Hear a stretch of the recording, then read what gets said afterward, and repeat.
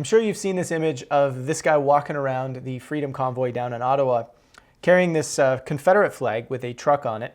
And, this image has been used to basically try and say that the entire movement down there is full of, white nationalists or racists. Now, there's another image here I'm going to show you very quickly. A gentleman way off in the distance, away from the convoy itself, holding a Nazi flag, amongst other things. Reports on the ground from multiple people we've spoken to. We've asked a lot of people who are down there whether or not they've seen any more of this type of behavior since the 20 or so minutes that these two flags were there. And everybody has virtually said no. We've seen drone footage. We've seen tons of video footage. We're getting our own video footage down there. We're talking with people while they're there. Nobody is seeing this type of behavior, just to be clear. And the people who have stated very clearly, the people that came in for a very short period of time, the two individuals that were carrying these flags, one was way off in the distance and didn't go anywhere near the crowd. The other one made his way through the crowd with a photographer following him around so that they could get a picture. He lasted maybe, a few minutes. Most people were saying, hey, you're not really welcome here. This is not what this movement's about. Can you please leave, right? And of course, they did. But they were there long enough to get exactly what a lot of people are thinking is going on here. The photo that goes around that makes people think that there's tons of flags being flown on Parliament Hill and in Ottawa that are part of this convoy. It's convenient. You can see this image here. There was a photographer right there ready within those 20 minutes to get this perfect high quality, high res image that made its way onto Canadian news stations and so on and so forth. This, to me, when I look at this, right, and I'm giving you my opinion here based on looking at the facts, based on my own experience being at these types of events.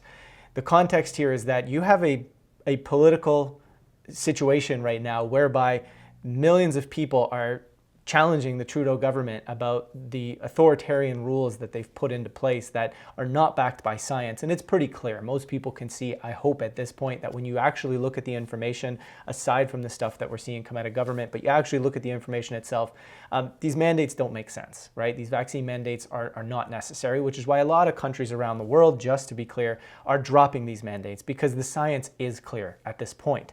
Now, you have a situation where the Trudeau government is likely not going to come and say, hey, you know what? We messed up. We've been wrong this whole time. We apologize, right? They need to save face. They need to maintain the support of Canadians. So they're going to go on a propaganda campaign. They don't want these truckers to have power. They don't want these truckers to have support. They don't want any decisions the government makes to look like it came from the truckers. This is a very important time for this government to save face, which is what they want to do. So is it outside the realm of possibility that they would send somebody in to cover themselves from head to toe, including wearing sunglasses, a full balaclava? Like, you cannot see anything about who this person is. They're 100% unidentifiable. The clothes are so baggy that you can't even tell the size of this person.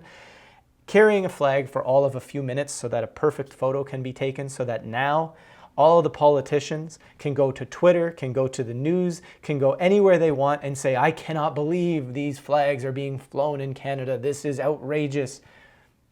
It worked. Canadians saw for themselves. We had swastika flags. We had the Confederate flag.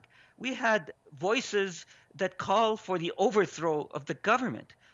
Canadians saw for themselves that some voices are really disturbing and unacceptable. Freedom of expression, assembly, and association are cornerstones of democracy, but Nazi symbolism, racist imagery, and desecration of war memorials are not.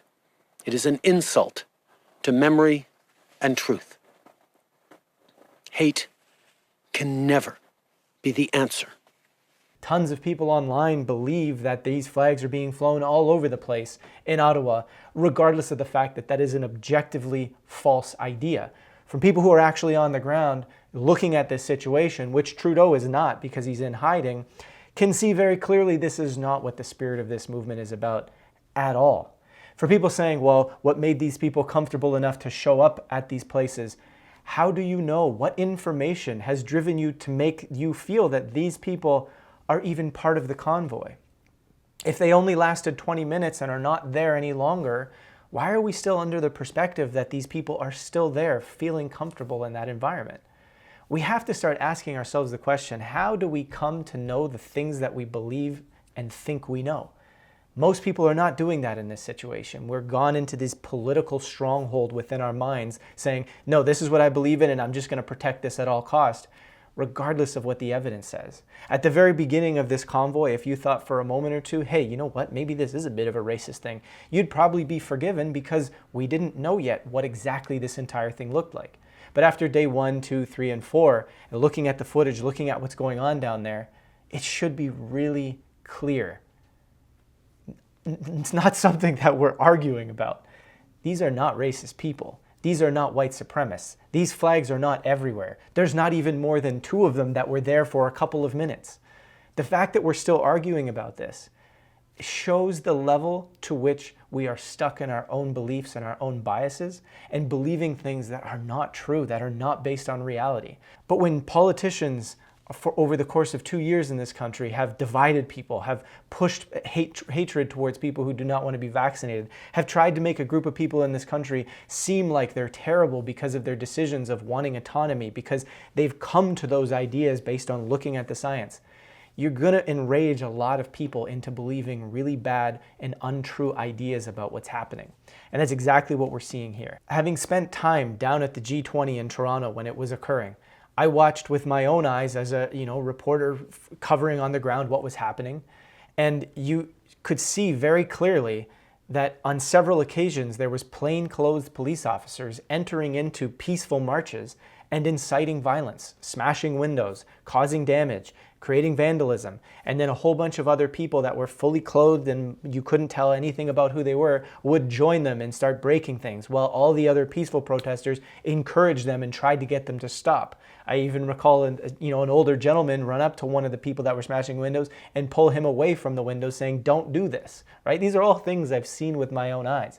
I've then seen those same plainclothes police officers sprint towards a line of police officers holding their shields. That line opened up, those police officers entered, and then things closed back up and suddenly they were back with their own crowd. Why were those police officers doing that? Why were they inciting a riot? Why were they trying to create violence? Who gave them those orders or those directives?